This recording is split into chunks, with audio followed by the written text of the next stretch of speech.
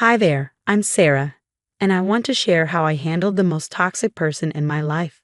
So, I'm a 32-year-old marketing executive, and up until recently, I thought I had everything sorted out.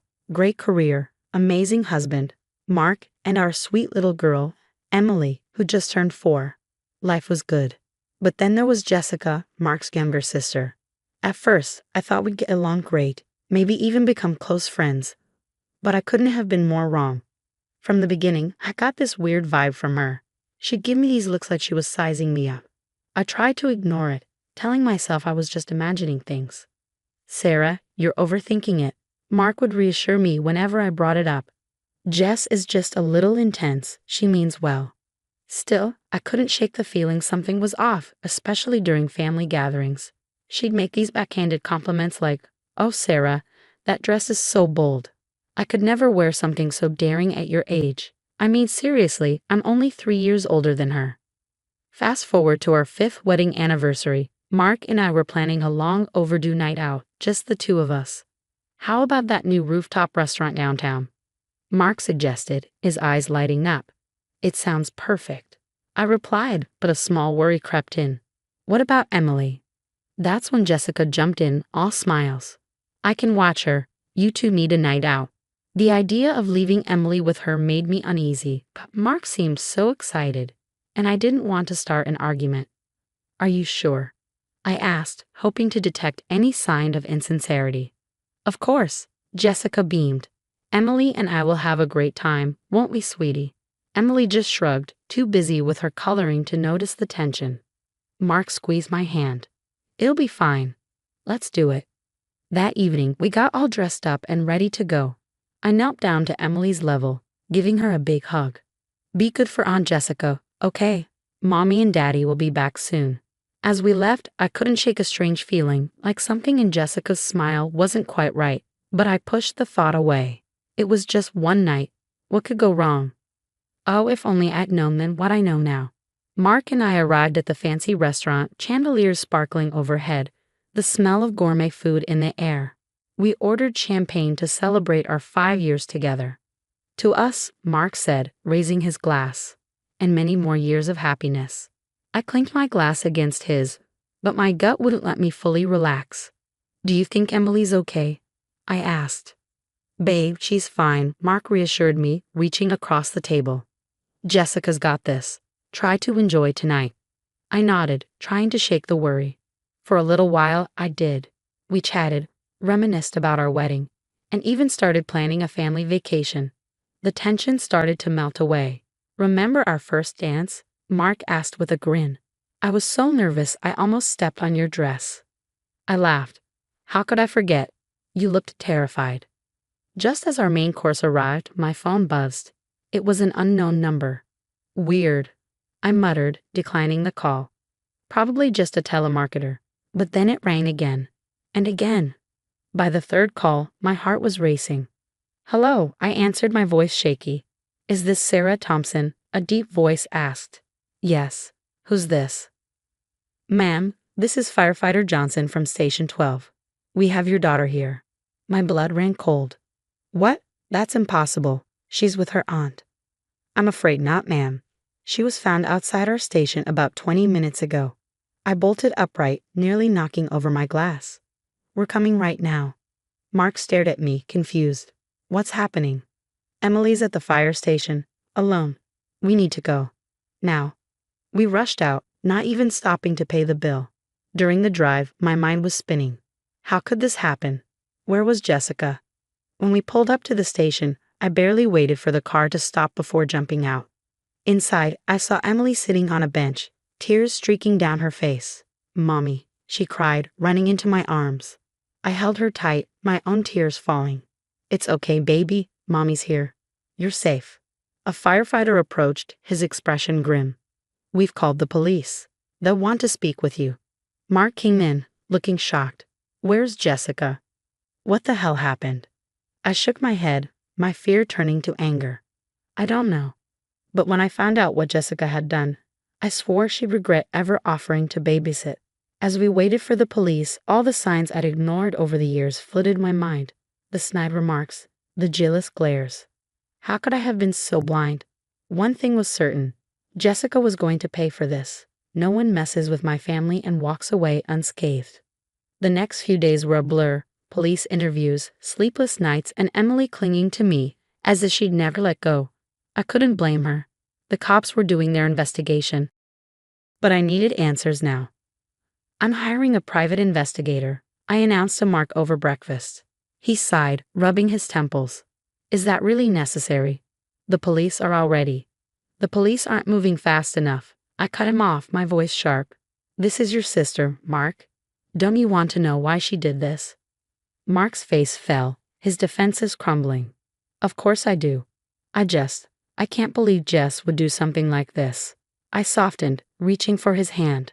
I know it's hard to accept, but we have to face the facts. Jessica's not who we thought she was. While Mark was at work, I met with the PI, a no-nonsense woman named Diane. I need everything you can dig up on Jessica, I told her. Leave no stone unturned. Diane nodded, jotting notes. Any particular areas of interest? I thought for a moment. Her finances, her social media, and any history of unstable behavior. As Diane got to work, I decided to do some digging myself. I logged into Facebook and scrolled through Jessica's profile. At first, it was the usual stuff, selfies, memes, the occasional passive-aggressive quote. But soon, I noticed a pattern. Every time I posted something about a family milestone or success, Jessica would post something bitter within hours. When I announced my promotion, she ranted about nepotism. When we shared photos from our family vacation, she posted articles about the toxicity of nuclear families. Holy crap, I muttered, screenshotting everything. Just then, my phone rang. It was Deanne. You're going to want to see this, she said. Check your email. I opened my laptop and what I saw made my blood boil.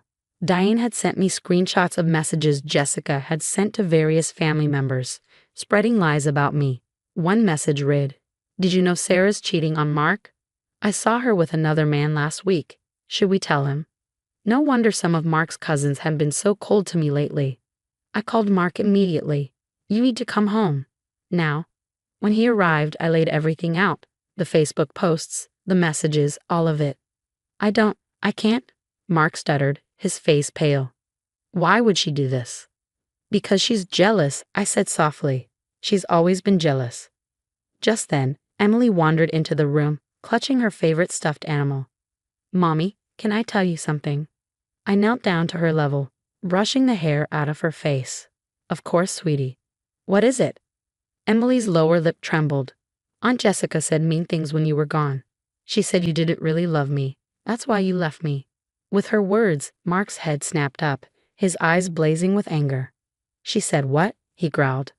I hugged Emily tighter, my heart breaking.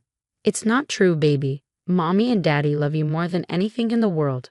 Emily snuggled into my arms, and I met Mark's gaze. The pain and betrayal in his eyes mirrored my own. We need to talk to my parents, he said grimly. They need to know what Jessica's done. I nodded, already formulating a plan. Jessica thought she could mess with my family, but she had no idea who she was dealing with. The truth was coming out, and there would be nowhere left for her to hide. The next morning, the call we'd been waiting for finally came. The police had found Jessica hiding out at a friend's place. They brought her in for questioning, and that's when it all unraveled. We're pressing charges, I told Mark as we drove to the station. He nodded, his jaw clenched. Good. She needs to face consequences for once in her life. At the station, we watched through a two-way mirror as Jessica broke down during the interrogation. I just wanted her to know what it feels like to lose everything, she sobbed. Sarah has it all. The perfect job, the perfect husband, the perfect kid. It's not fair. A wave of anger and pity washed over me. She's been planning this for months, the detective said. It wasn't just a spur-of-the-moment thing. Mark's parents arrived at the station, looking devastated. His mom's voice trembled as she asked, Is it true? Did Jessica really? I nodded grim. I'm sorry, but yes. We have proof. We showed them everything, the social media posts, the lies she spread, and even Emily's statement about the cruel things Jessica had said. Oh God, Mark's mother whispered. Where did we go wrong with her? It's not your fault, I said, surprising myself with how much I meant it. Jessica made her own choices. The next few months were a whirlwind of legal proceedings and therapy sessions. Emily had nightmares for weeks, but slowly, with the help of a child psychologist, she began to heal. Finally, the day of Jessica's sentencing arrived. The judge looked at her sternly. "Miss Thompson, your actions were not only illegal but deeply disturbing. You endangered a child out of petty jealousy. I'm sentencing you to 3 years of probation and mandatory psychiatric treatment." Months passed, and we focused on healing and rebuilding our sense of safety. Emily turned 5, and we threw her a big party. As I watched her blow out her birthday candles, surrounded by friends and family who truly cared for her, I felt a weight lift from my shoulders. "Make a wish, sweetie," I called out. Emily grinned, her missing front tooth making her look even more adorable. "I wish for no more bad people in our family," she said. Everyone laughed, but I felt tears prick my eyes. My brave little girl. Later that night, as Mark and I cleaned up after the party, he pulled me close. "You know," he said softly, "I'm proud of us. We got through this, and we're stronger now."